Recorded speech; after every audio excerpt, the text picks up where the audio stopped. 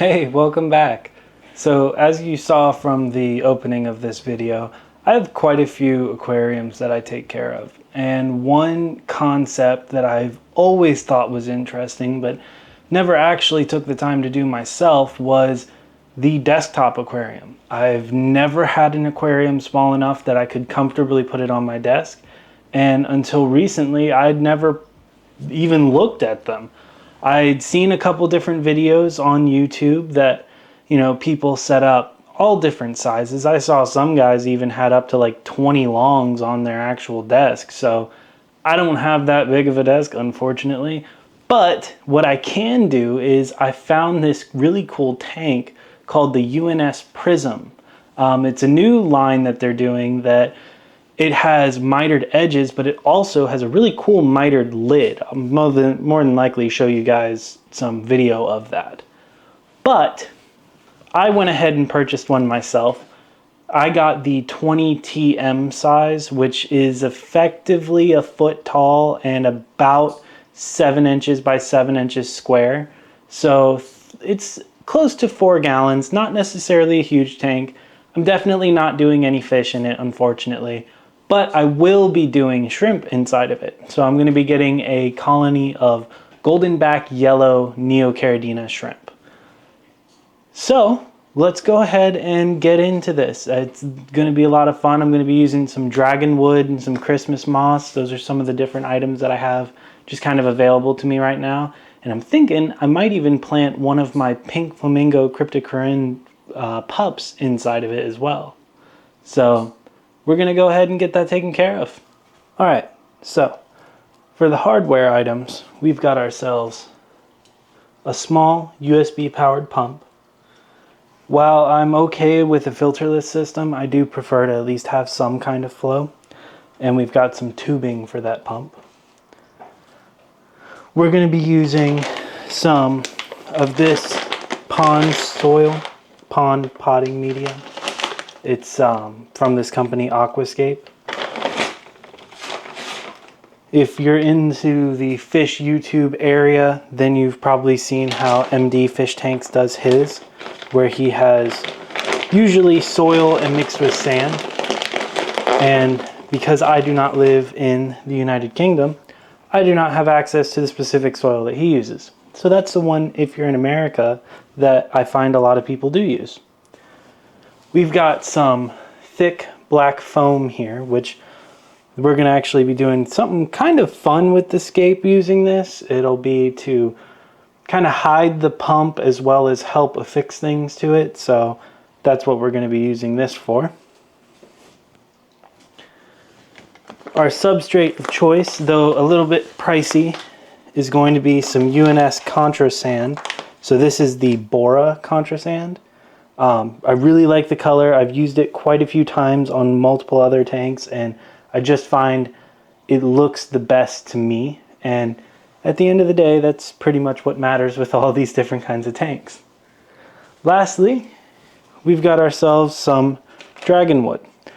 I've only got the one piece here right now. I've actually got a bunch of them out in a tub. So I'm gonna grab a bunch of the smaller, more nano-sized pieces, and we're gonna go ahead and kind of get an idea of what the scape might look like. And before I completely forget, which I totally did, we're using the ONF Mist O puck light on this guy. So this is powered via USB-C, and it can be powered by any USB plug. So nothing too insane about it. It'll definitely grow lower light plants pretty well. So that's what we're going to use for that. Alright, so first we're going to go ahead and clean off our desk in order to start with the most important part.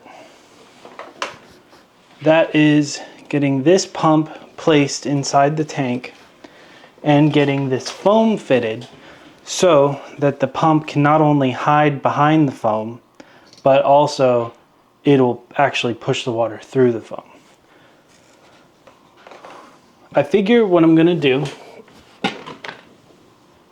is I'm gonna keep the tank, or the pump inside the tank, pretty much centered.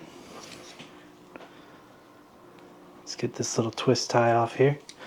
All right, so a nice long cord on the pump, but I assume we're going to keep the pump pretty centered in here, as that'll probably give the best kind of look to everything. I could definitely push it off to one side or the other, but just kind of want to play around with it first. Then, of course, we have our tubing. The tubing seems to be like a PVC style tubing, so it's not necessarily a bad thing. And I'm sorry, it's a silicone style tubing. It's not necessarily a bad thing, it's just silicone tubing kinks a lot more easily than other tubings do. So you'll find on like your typical aquarium filter that the tubing that's on it actually doesn't kink as easily, but that's also because it's pretty stiff. So it basically only has that ability because it is so stiff. So we're gonna go ahead and get an idea of how big we need this piece of foam to be. So first up, we'll get a height measurement. It looks like about right here will be what we need. All right, so now that we've gotten that cut for height, now we need to go ahead and get it cut for width. So kind of place it in here tentatively, and I want it to be ever so slightly wider than the tank, because I really want to have a nice kind of snug press fit. All right, so we've got our piece of foam all cut. We'll go ahead and slide it in here and just make sure it fits well, which it fits perfectly. We can go ahead and kind of push back on it and see how it'll conform around the pump. So it does do pretty well. What I kind of figured would happen is happening, where the pump, the space that it's taking up inside the back of the tank, it's actually kind of ever so slightly pressing it forward. So what I want to do is I want to cut a notch out inside the foam, just like this.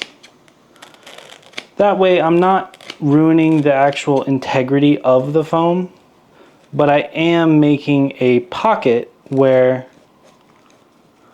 the pump can live. And so lastly, we'll give this a quick snip. So we've removed this nice chunk of foam, and as you can see, though rough, there is actually a pocket inside of here where now if I press this down, the pump is not actually pressing against the foam there, and thus I can actually push this back and get a much flatter look. It's not perfectly flat, it won't be, just because the pump is still a large item, but it is far flatter than it would have been without cutting out any foam. So now that we've got that, let's just make sure that everything still remains pretty well sealed. No shrimplets can get caught in here, because shrimplets are remarkably small. Alright, so we had a little bit of a whoopsie there. Unfortunately, the video card was full and we did not get to retain all of what we recorded. But that's okay. To give you an idea, now that we've got everything here, the last thing you would have seen is that I had cut the foam to size to go in here. Then I cut a notch, which should have been in the video as well, but you know what, we'll cover it anyway. So I cut a notch for the little pump to fit down in the bottom of the tank and not create as terrible of a bulge as it normally would. As you can see, it is by no means flat, but it is far better than what it would have been. From here, I then took the tubing and snaked it up through here. The reason why I had to do it this way is because this tubing is silicone tubing, and silicone tubing kinks super easily. I went ahead and bored a hole through the foam right at a height that I liked, and we went and put the tubing in through it and cut a notch for it. We'll go ahead and kind of give you a more handheld shot. I apologize for the shakiness. As you can see, cut a notch through it and went ahead and cut the tubing at an angle. So now that we've got all of that squared away, we get to move on to the more interesting part of this all. You know, setting up tanks like this, it's fun and it's definitely a thoughtful process, but it is by no means the most fun part of it. So first, what we are going to do is I'm going to take this foam and I'm going to go ahead and start threading the moss onto it.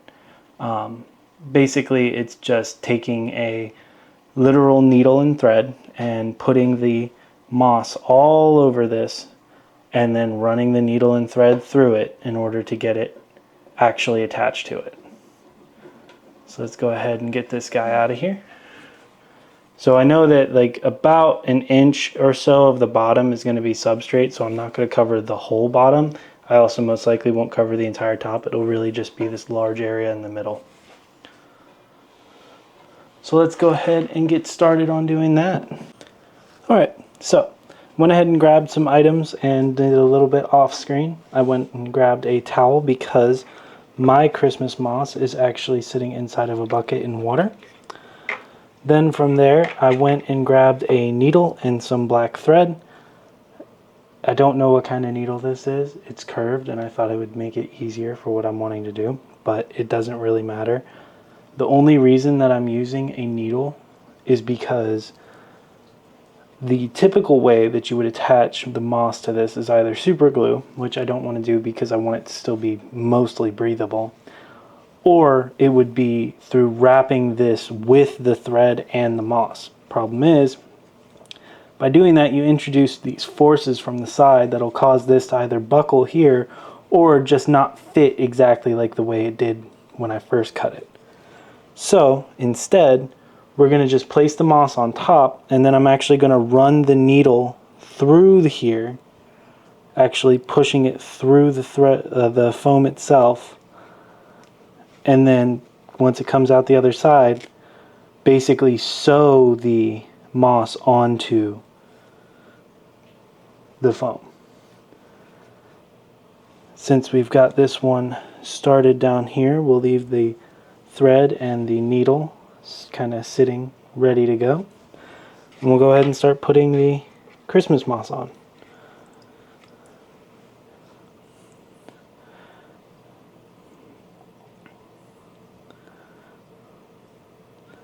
We'll lay it on kind of thicker. I don't want to do too thick because if you do too thick, the moss underneath will actually decay and die, and then you'll have a whole different issue.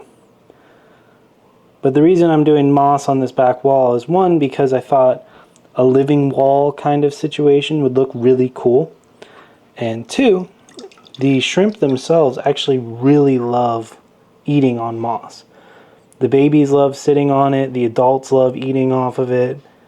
So as long as you've kind of got it with the tank in some way, they will make use of it. So we're just kind of getting this all laid out like so. I'm not going up all the way to the edges because I don't want, there's a bit of compression when I put this in the actual tank, and I don't want the moss to get compressed in between the wall.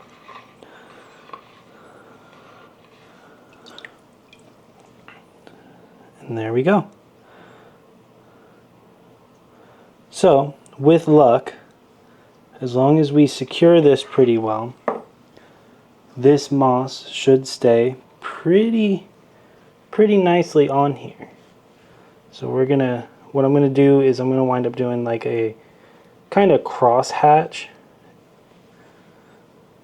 So first I'm gonna go up and down from the bottom to the top.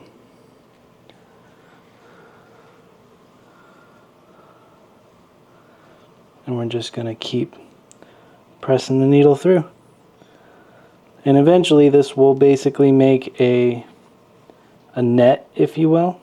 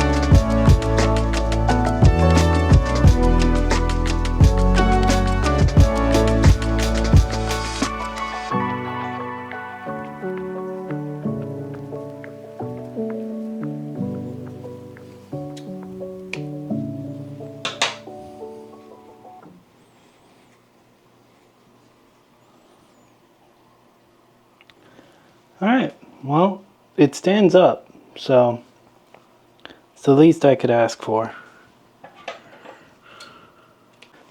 So now that we've got our living wall dupe, basically, we are going to go ahead and put it inside the tank. So this is that lid I was mentioning earlier. It's pretty neat. It actually is mitered to fit in, so it basically has a groove that it fits in. But let's go ahead and get this in here. So we'll put our pump right here in the center. Let's just double check the flow. We're going to set the flow right to the middle. I don't know what that looks like for this pump yet, but at the very least, in the middle hopefully won't blow everything around. And we're going to go ahead and set our faux living wall in.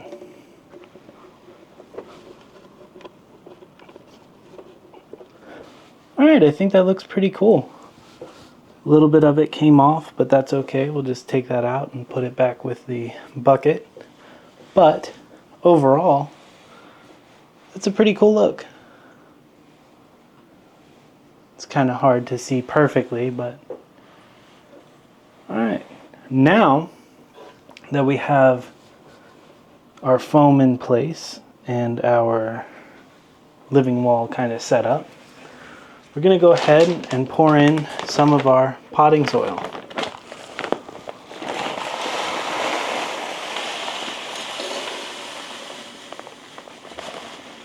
Not necessarily looking to plant super heavy in this tank.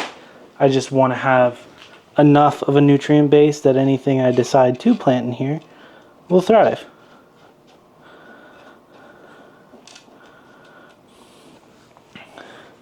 Now the only thing I am going to do is I'm going to tilt this back and kind of pat it like this, because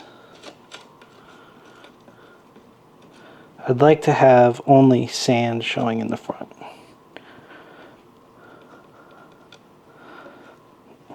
Not really bothered about it from the sides or anything like that, but from the front I just like to try and keep it that way.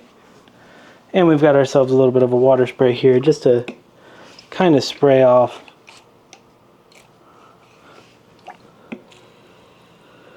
the front glass a little bit, just to get that extra little bit of dirt off of there. All right, now we've got our Bora Contra Sand. This stuff is honestly one of my favorites. I know I mentioned it prior, but genuinely, it is a very nice looking sand. I have had nothing but luck with it. and we just cut a nice slow slit. The only reason why I didn't cut a bigger slit in here is because I just didn't want it flowing too fast and getting out of control. I really gotta control how much actual sand goes inside the tank.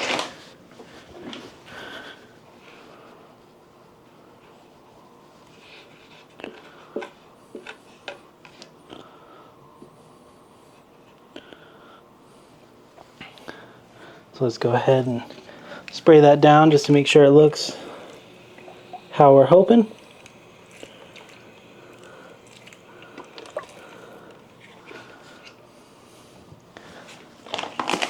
And go ahead and pour a little bit more sand.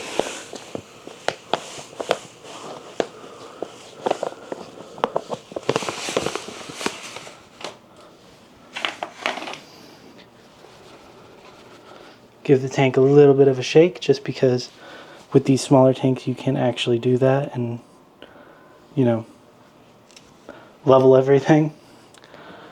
And now it is time to consider our hardscape. So originally I was just considering this one piece, which honestly I do really like. Maybe having it like cornered like that or whatnot, but I do have some other pieces to check out. And it's always good due diligence to just try a bunch of different things. If you have the ability to, do it. Alright, so we've got all of our different pieces of wood here. These are just a bunch of various pieces of dragon wood that I picked up that were all pretty small. So let's see what we think is going to look best. This guy's kind of got a cool, like a weightiness to the bottom. So maybe if you kind of stuck it in like that. That looks pretty cool. Let's see. Oh, this one kind of has that too. So maybe just do two pieces like this. Something like that, and then maybe plant the cryptocorin right in the center there. Let's see. This one's a little bowed out. I don't think that'll work well. This one's pretty big. I think it'll kind of mess up the sense of scale in the tank. This one's pretty cool. But, I don't know. I think I still like the other ones a bit more. The other ones I feel like make the tank look a little bit more interesting. Well, we're gonna go ahead and take the time and just kind of feel things out and see what we've got.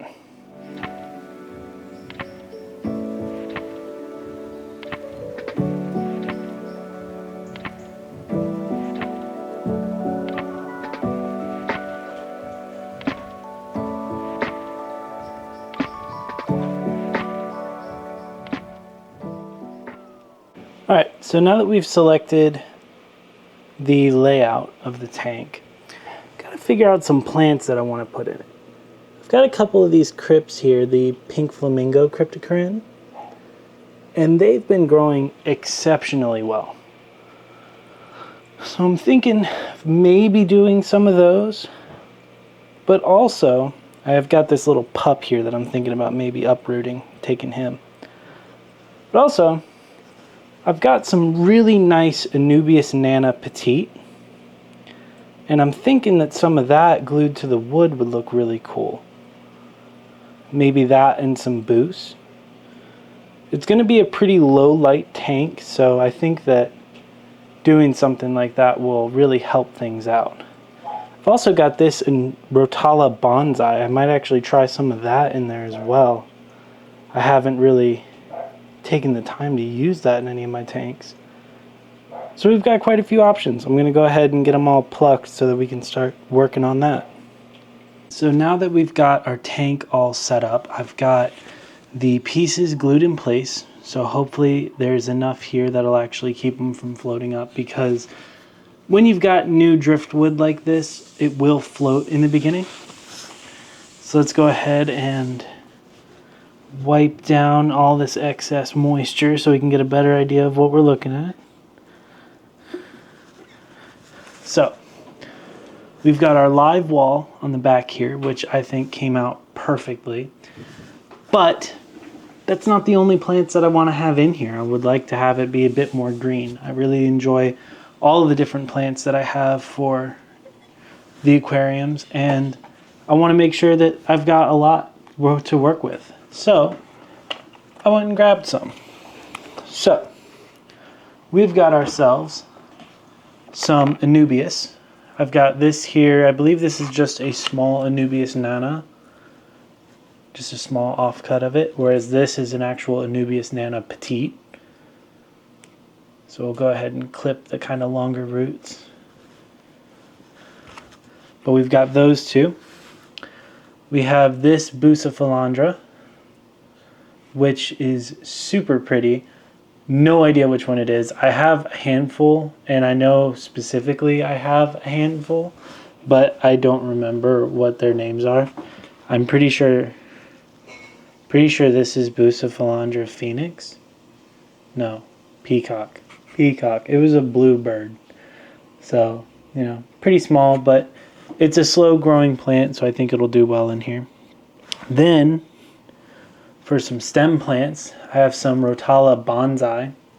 So these guys, the reason why they look super leggy like this is because I just recently got them to convert over to submersed growth. So all of the immersed growth leaves melted off, of course. So we're going to have a couple different clippings of those. I think, sorry about that, the battery actually died on me, so that was a little bit of an interruption, but that's fine. So to pick up where I left off, like I said, I've got some sprigs of this Rotala indica is the actual name, but bonsai is a pretty common name that it's known by. Let's see, got those. Got another little Anubias, so that makes 3 total Anubias. I've got 2 different kinds of Bus. I've got about 7 of these different sprigs of Rotala. And then there's this.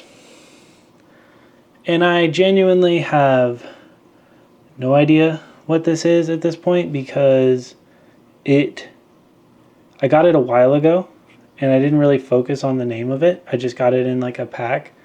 But it's pretty cool because it gives you these like pretty thin kind of spindly leaves. Not really like the Rotala, you can kind of see that the leaves themselves are pretty robust and circular. Of course, these are dead immersed leaves. But these smaller leaves are pretty robust, but they're also very small. Whereas these guys, it's this like thin, almost needle-like leaf, but it's very few of them. And what is cool about it is it actually does grow a bit of a red color towards the top. So these are all mostly cuttings from the top of a plant. That's why you'll see the leaves are actually a bit of a more reddish tint.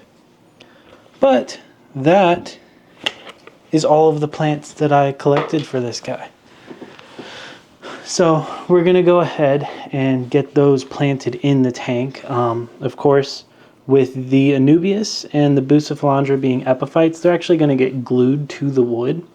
But these different stem plants, they're going to get stuffed down into the sand. I will say the one thing that I thought about doing in the beginning, but I've decided against, is thought about putting a Cryptocorinne pink flamingo in, just because I have so many pups. But I decided against it because I just don't feel like, as far as the scale of this tank, it'll make a lot of sense. Like this I can make sense by, because I think of it in the sense of basically like a monstera, so a very large leaf but kind of a epiphytic plant that's going to grow on the outside of trees. And then most of these other ones are pretty small leaved. They'll grow tall with the stem plants, but otherwise it's not really anything that's going to get too ridiculous. And I kind of want to keep this as simple on the maintenance scale as I can, but we'll see. I'm thinking I might actually plant one of these boosts on this back wall, possibly just tucking it under some of the thread. So we'll see how that goes. Alright, so we've got our super glue and we've got our tweezers. Now it's time to really kind of plan out how we want this to look. Like I said, I'm thinking that with this boost, since it's a little bit larger leaves, I'd like to plant it behind one of these pieces of thread. So let's see if we can do that without ruining this little wall.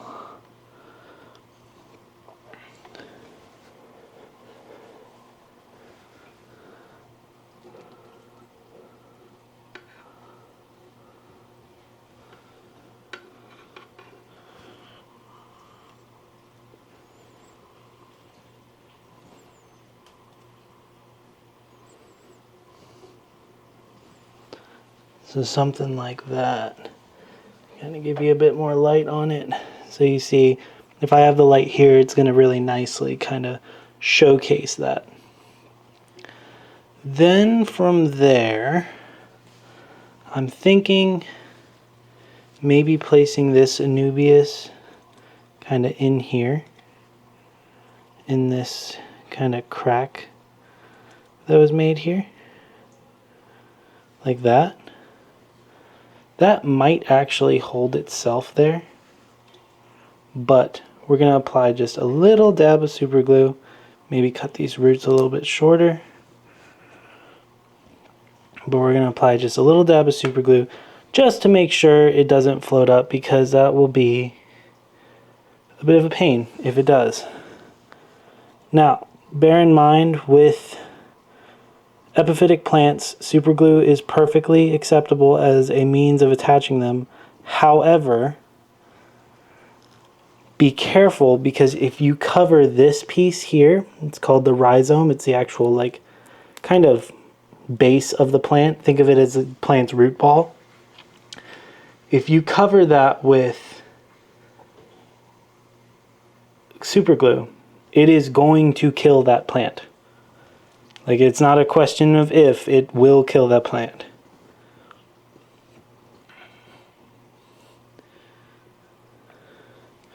So we're just putting little dabs of super glue, planting all around. So part of the reason I'm actually building this tank is because a friend of mine spoke about how he would love to have a pet, but he is in the military and travels an awful lot, mostly going out of the country and things like that. And he doesn't feel like any of the pets would fit for him. So my goal is to make a nice, simple scape that requires fairly minimal maintenance, which this is a fun thing you can do too, is successfully glue plants to your fingers rather than the wood. So let's try that again. A little bit of glue again. We're going to try and plant this guy actually on the wood rather than my finger. Maybe using some tweezers will help rather than using your fingers. Just be careful. Super glue kind of burns when it sets up, so if you let it set up on your fingers, it will burn you.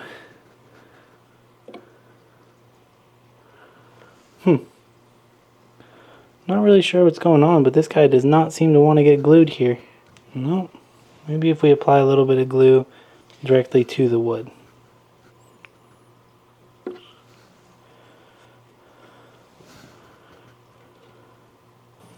going to go ahead and snip off some of these leaves on this lower one because the glue ran down and got stuck on them. So next up we've got this guy. Kind of clean him up a little bit. Peel off some of these extra roots and whatnot.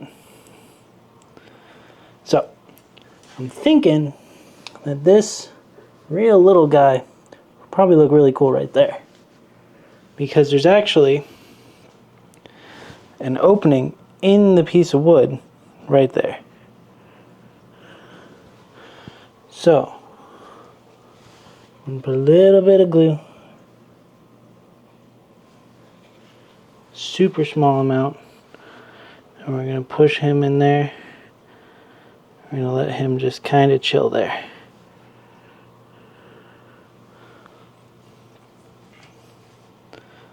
Alright, now for the fun part. We've got all of these stem plants that we can grow. So let's go ahead and start getting these guys planted. I'm thinking kind of down in here.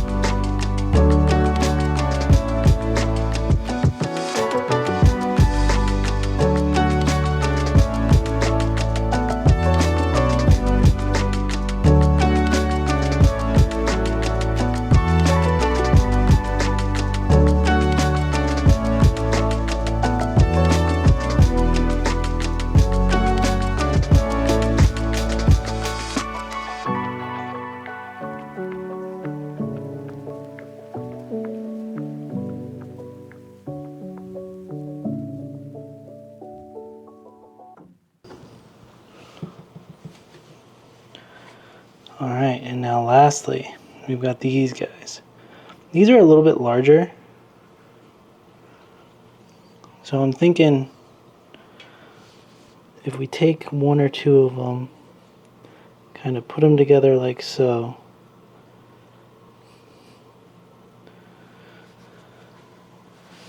And then plant them up here in the front.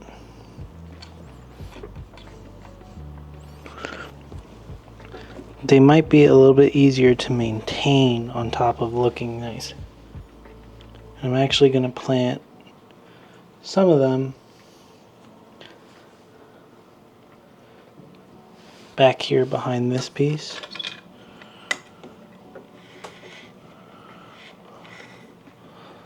They're not going to get a lot of light right in the beginning, but one thing I've noticed with this specific species, again, I'm not entirely sure of what it is, but I've had it for a while. If you plant it in a lower lit area, it will actively move towards the higher lighting areas. But with that, we've got everything planted now.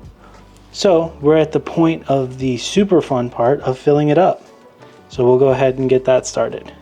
So this is kind of a final reveal of what it looks like with all of the plants in it. Which, super cool. But now, we've got the fun part, and that is filling the tank. So I'm going to fill this tank up with RO water.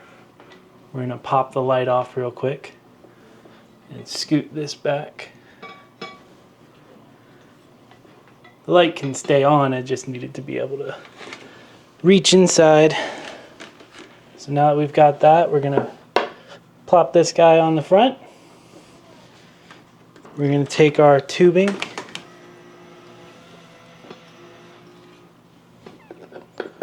and put it in.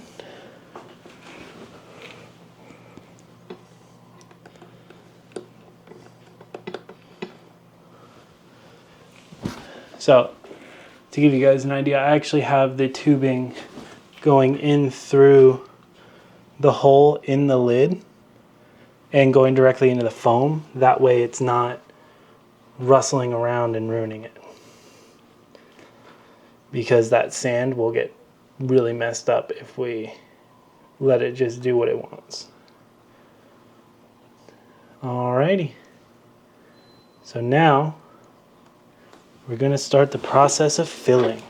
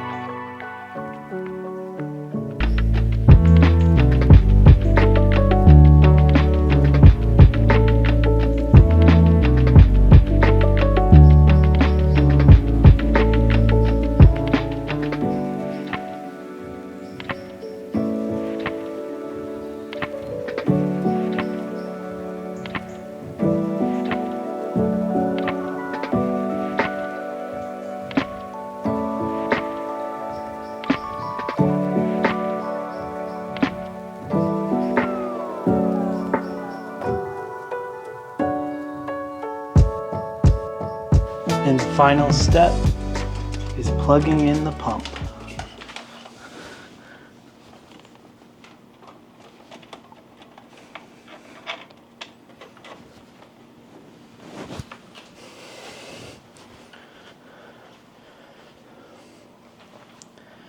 And just like that, our little tank with our pseudo-matin filter is done.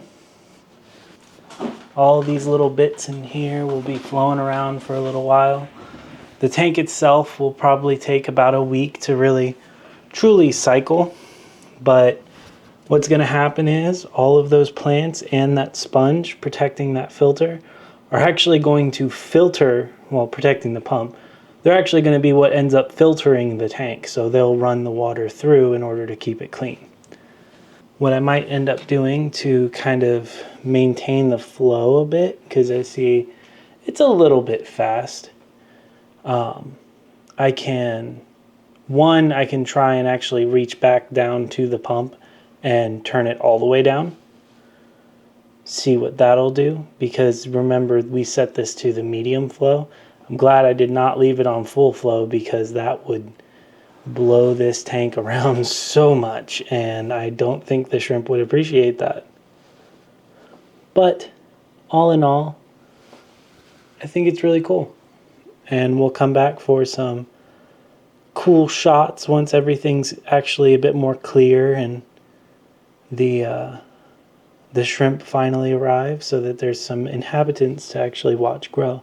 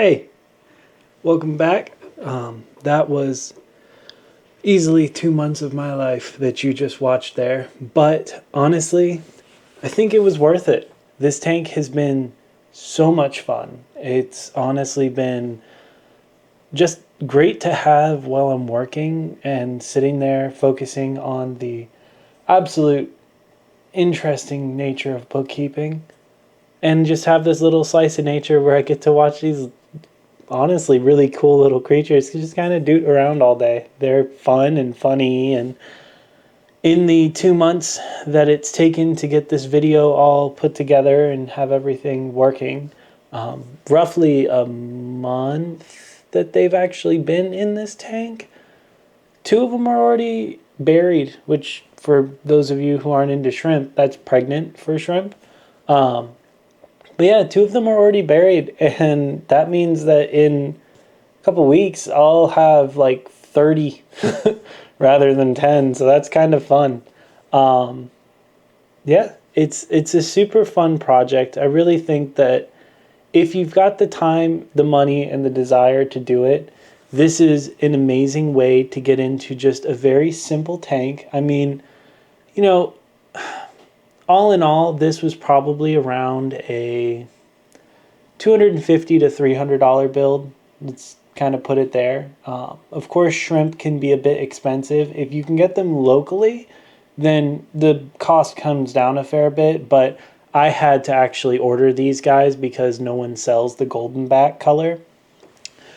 But otherwise, at 250 to 300 bucks, it's a very simple tank. I've done basically no maintenance on it aside from topping it up with water, and you see that the water's come down from from about a quarter inch from the top to about an inch from the top, so it's lost about 3/4 of an inch of water. It's been 3 weeks since I filled it with any water, so that's really not that bad. And it's literally, this is maybe a cup, 2 cups of water. Like, it's not that much disappearing. But I encourage anybody who's got the space or willingness to do it to just try it. It's honestly so much fun. The amount of enjoyment I've gotten from just seeing them simply, the shrimp that is, simply go through all of the moss and just pick at it and live their lives in here has been amazing. The tank runs off of 2 USB ports. Like, it's not any power at all. And it's just fun. It's a neat little tank that really, if you do RO or distilled water with the remineralization, there's basically no upstart. Yeah, I hope you guys enjoyed watching this as much as I enjoyed recording it. I thought it was a lot of fun. I thought the shots towards the end were really cool and really pretty. It's a lot more difficult than I expected, actually, taking video of these little shrimp that love to scurry around the tank, because I get about 5 seconds in and then they're gone. But I think I got some pretty cool shots there, and next time that we come back, it'll be to handle the Tangerine Tiger tank, which currently, as I'm recording this, has actually already been built. I do have video of the build of the tank, though, so I've got to edit all of that and get it all together. But those shrimp are doing really well. There's been a bunch of new projects. The red neon rainbow fish that I have actually bred and had babies, and I've got 5 little fry that I'm raising right now. So there's a whole lot of fun things going on. So I hope you guys come back again and join us for just kind of everything that's going on with all the different fish. I finally have the ability to do woodworking projects as well, so one of my next videos will most likely be a fish tank stand build. But this is kind of what we're doing here. Hopefully you enjoy just hanging out. I know this video is roughly an hour long, and that's pretty long, but you know, I watch a lot of hour-long videos, so I thought they were kind of fun. With all that said, I hope you guys have a good rest of your day. You know, doing whatever you're doing. If you're into fish, cool. If you're not and you're just watching because you thought it was fun, that's cool too. You have a good one.